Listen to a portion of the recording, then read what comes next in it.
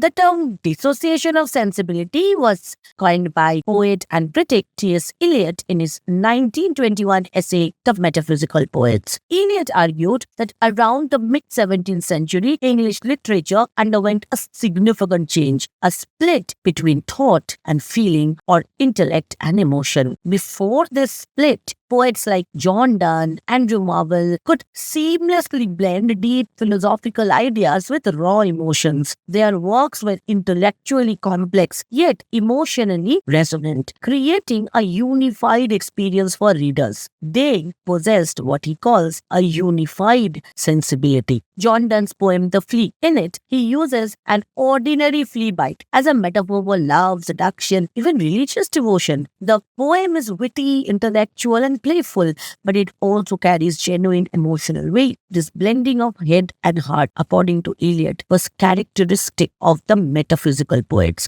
who thrived before the so-called dissociation took hold. But then came the Enlightenment, which emphasized reason over emotion. Writers began separating intellectual rigor from emotional depth. Think about poets like Alexander Pope, John Dryden. They wrote beautifully crafted verses, full of clever wit, logical arguments, but their work often lacked the same emotional intensity found in earlier poetry. This separation marked what Eliot describes as the dissociation of sensibility. When thought and feeling became disconnected, literature lost some of its ability to capture the full complexity of human experience. Instead of poems that made you think and feel deeply at the same time, readers got works that leaned heavily toward one side or the other. For instance, romantic poets like Wordsworth and Coleridge brought back emotion, but often at the expense of intellectual precision. Similarly, Victorian writers focused on moral lessons and social commentary